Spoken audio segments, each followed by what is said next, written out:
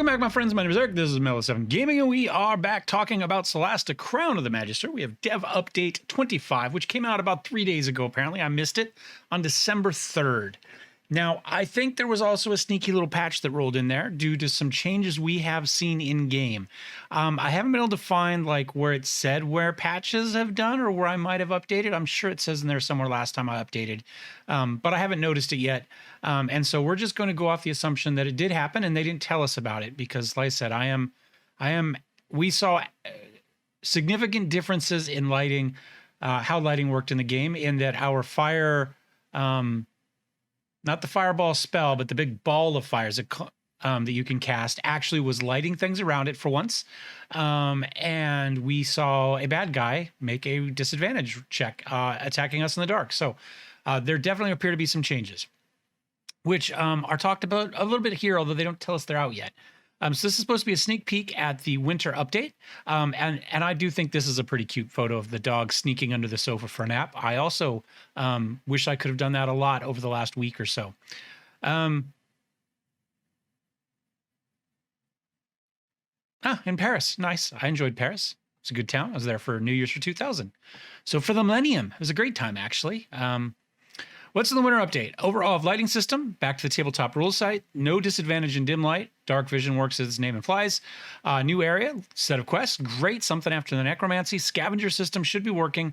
New combat features, including hiding in combat and applying poison to your weapon, which would be great.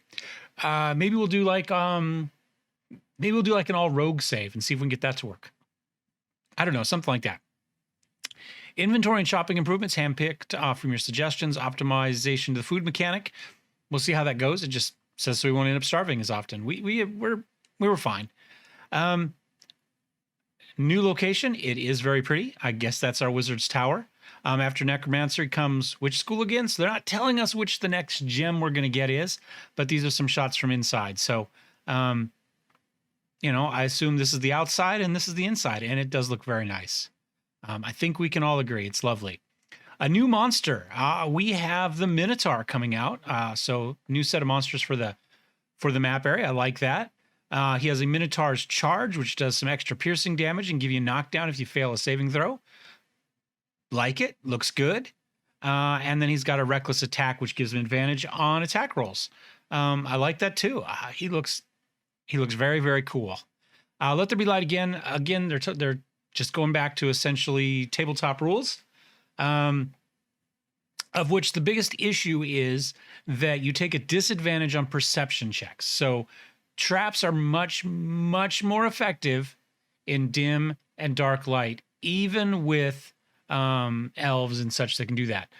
That's my understanding of it. So my brother-in-law is GMs quite a bit and has played 5th edition of the various forms quite a bit.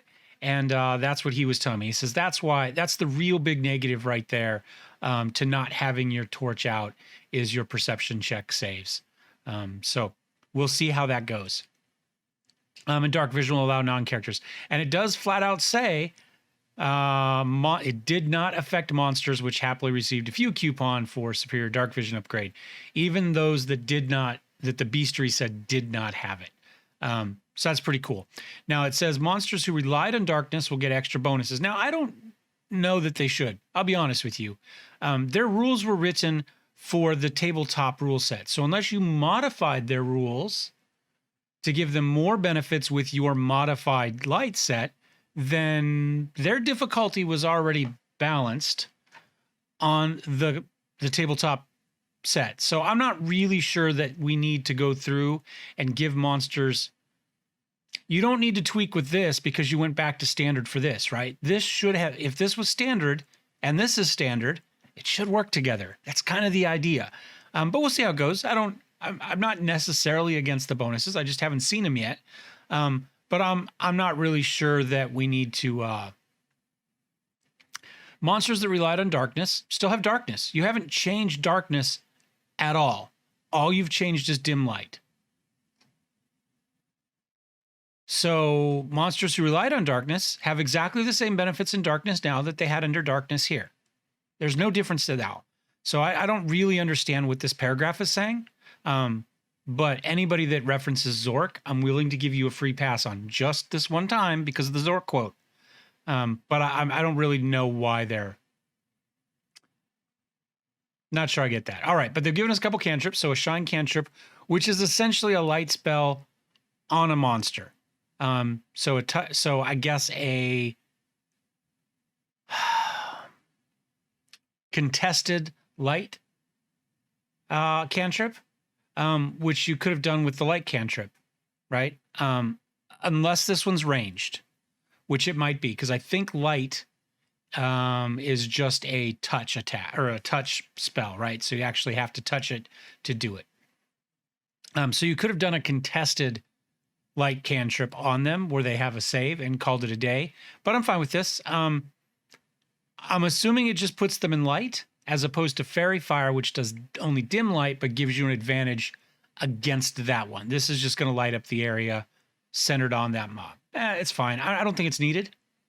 Again, you've already making changes here that make dim light less and penalizing.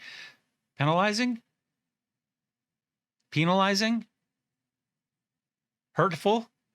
Dim light is now less hurty than it used to be. So this I don't think is needed, honestly. I think what you're doing here rectifies this, but it is what it is. I do, however, really like this. Light up to 3 wall sconces with the new sparkle cantrip.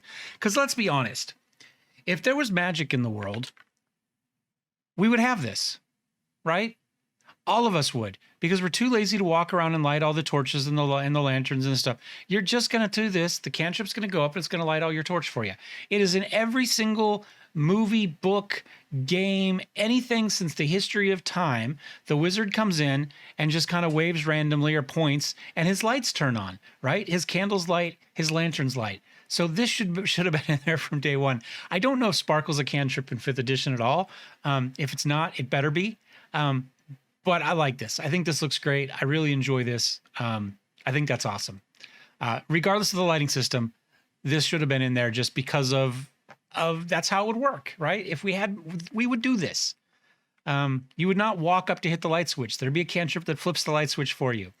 So I like that. Some new armor looks very nice.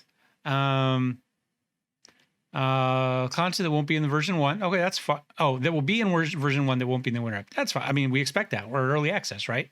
So this is stuff that's not going to be the winter update, but that they're looking at some new textures. And I guess it is just a texture. It looks like all the models are identical. They've just changed colors and stuff on them.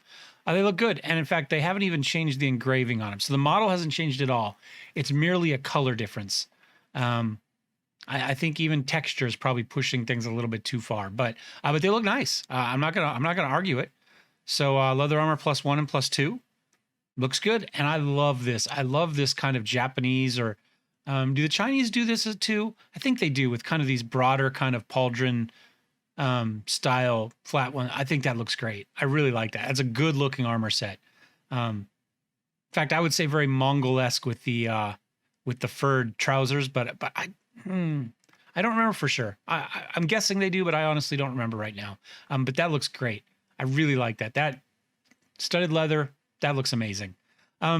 And some tabards for all the people that work with all the factions around town. So you're like, which one is this? Okay, where are they on the map? You go, okay, he's blue. Do I have something for blue? Yeah, I do. Good. I like that. Looks good. Enjoy it. And undisclosed quest line. Okay. It's definitely got stuff going on. Another gravity challenged area with some sort of rune stuff happening. All right. Honestly, this is my least exciting picture of the bunch, including including the puppy dog. That probably went without saying. But no, it looks good. I really like this this one. This is much better than number 24. Good job, guys.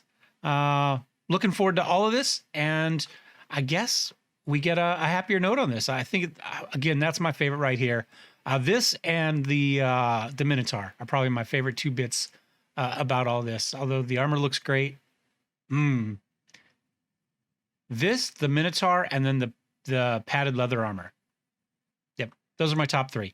Hope you guys are enjoying it. We'll see you guys next time. Thumbs up, thumbs down. Don't forget to subscribe. Cheers.